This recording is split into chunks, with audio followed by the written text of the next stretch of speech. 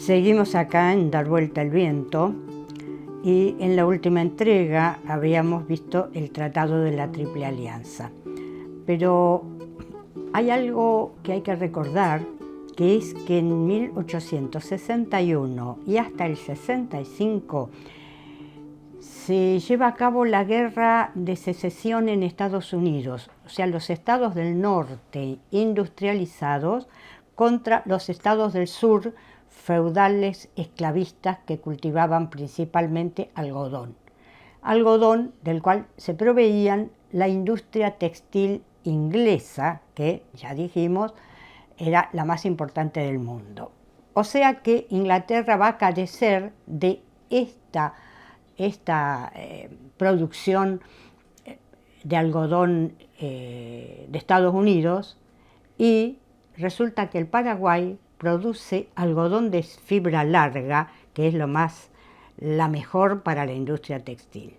Por lo tanto, aquí tenemos un motivo más para esta guerra, que deja a nuestros países como productores de materia prima y que alimentan las fábricas de los países industrializados. Bueno, la guerra, dijimos ya, duró 5 años.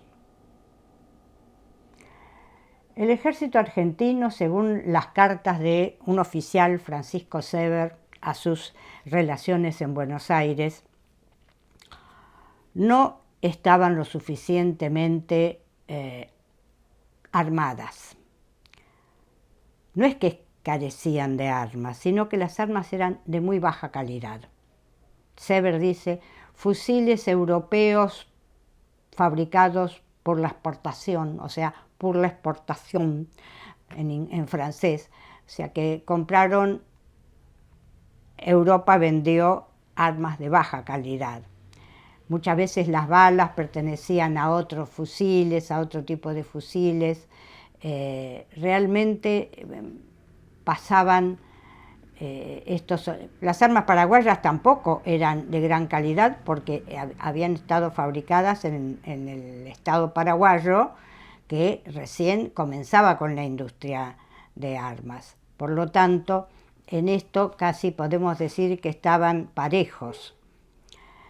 De cualquier manera, no solamente las armas muchas veces eran inútiles,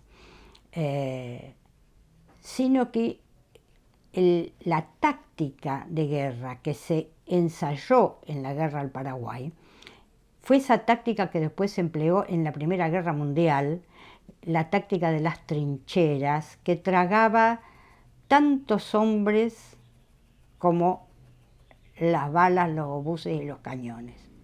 Tremendo, porque eran esas zanjas donde los soldados permanecían no horas, días, dentro de un terreno pantanoso, dentro de un terreno que atravesaba zonas de esteros, además con un clima caluroso, muy húmedo. Pululaban los insectos a los cuales el ejército argentino y el ejército uruguayo no estaban habituados. Los paraguayos sí, porque era su hábitat, su lugar, y estaban, digamos, ya consustanciados con ese tipo de insectos, de clima y de suelo.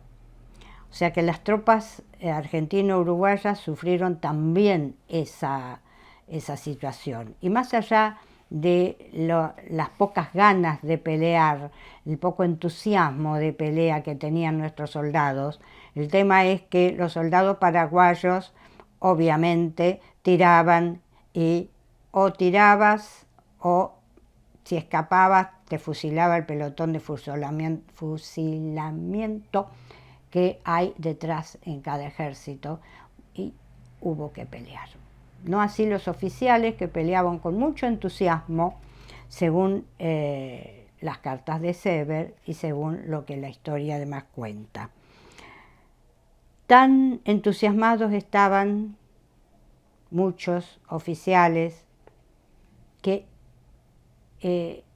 hubo actos de arrojo, hubo actos de heroísmo, lamentablemente actos de arrojo y de heroísmo en una guerra injusta, no solamente injusta, sino fratricida. Esta fue una guerra fratricida.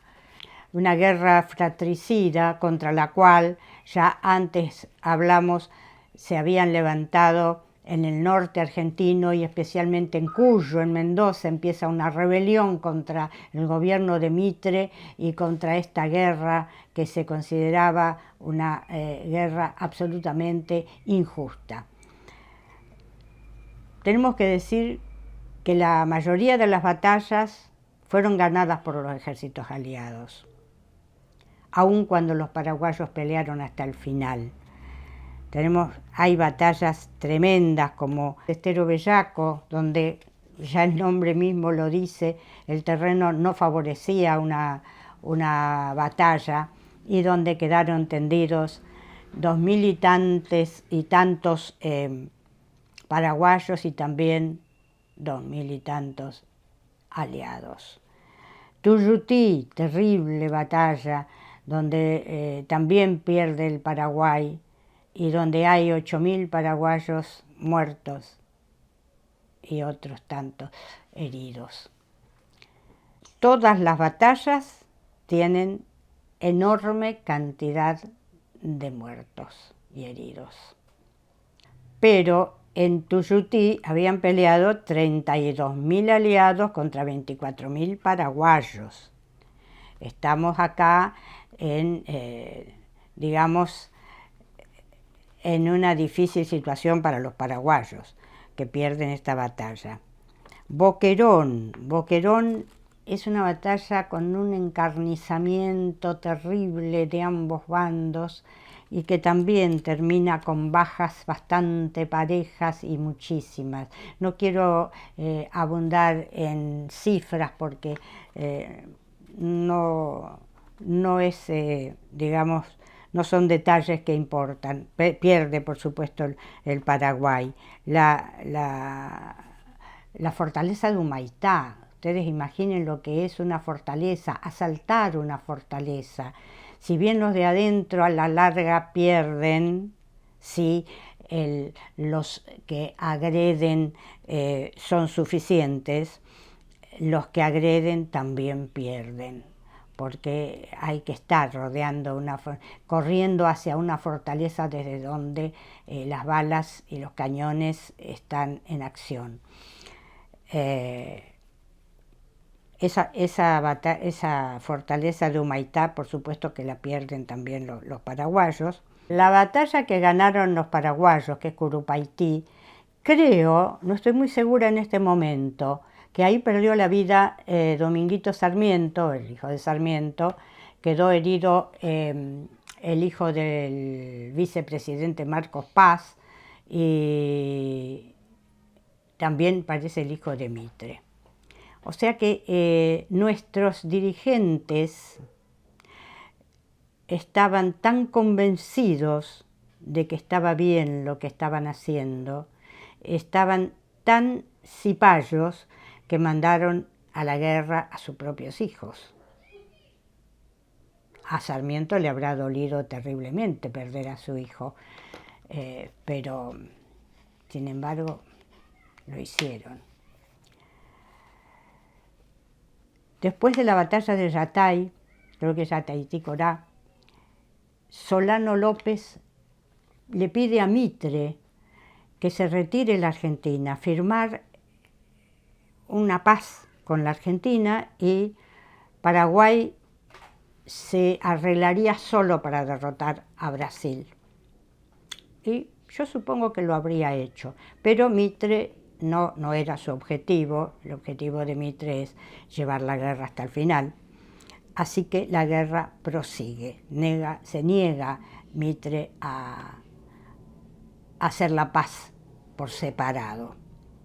Y viene digamos, hay muchos combates más, pero no podemos abundar en todos los detalles de la guerra, es demasiado doloroso y para los objetivos de lo que estamos planteando tampoco es fundamental. La última tremenda batalla, ya dirigida directamente por Francisco Solano López, es la batalla de Lomas Valentinas, donde pierde y debe retirarse hacia el norte y va retirándose hasta que le quedan 470 soldados. Ya no hay más hombres en el Paraguay para incorporar al ejército. Las últimas levas habían sido de hombres de 65 años y de 14 años. Sigue, no se rinde Paraguay. Allá en Cerro Corá, con su esposa, con sus hijos, 2 de ellos por lo menos, y con sus 470 soldados, es sorprendido por una división brasileña que lo matan. Lo matan a Francisco Solano López y a su hijo mayor. Tal vez sea hora en la historia argentina y de América del Sur levantar junto con Artigas a Francisco Solano López, que defendió el Paraguay al frente de su pueblo hasta el final. En 1869 habían ocupado Asunción. El ejército brasileño saqueó Asunción. Ustedes imaginen lo que es un ejército entrando a saquear una ciudad indefensa. Mujeres, niños, viejos. Esto ya no se estaba haciendo en la guerra, pero aquí sí se hizo. El ejército argentino permaneció fuera de Asunción, o sea, no participó de los saqueos, lo cual anota una pequeña rayita a favor de nuestro.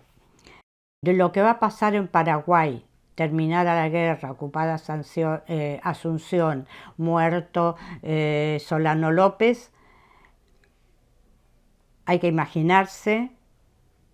El ejército brasileño permaneció varios años ocupando el Paraguay, el ejército argentino se retiró, pero se formaron en la Argentina compañías anglo-argentinas que se ocuparon de negociar con las tierras conquistadas, y digo conquistadas porque fueron tierras conquistadas, y hicieron grandes negocios especulativos con esas tierras. La fundición de hierro de Libicuy fue dinamitada, fue volada por el yerno de Pedro II, del emperador brasileño, que tenía acciones, era dueño de muchas acciones de las acerías francesas. El yerno de Pedro II se llamaba Orleans de apellido muy conocido para la gente que le interesa la historia, una casa reinante en Europa durante mucho tiempo. Así terminó la guerra del Paraguay. Algo más diremos en la próxima entrega y pasaremos a otro tema.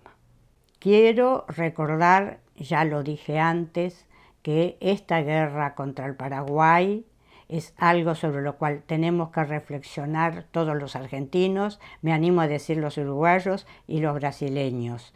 No estamos viviendo en aquellos tiempos, no está en Brasil don Pedro II, no hay un estado monárquico, esclavista, feudal.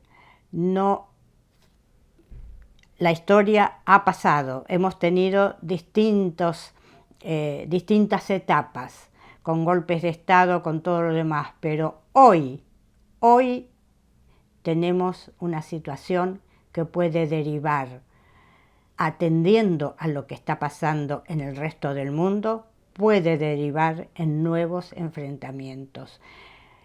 Brasil de hoy, Uruguay de hoy, Argentina de hoy, Paraguay de hoy tienen que estar absolutamente unidos contra el intento de los imperios actuales de apoderarse de los recursos que contienen. Hasta la próxima.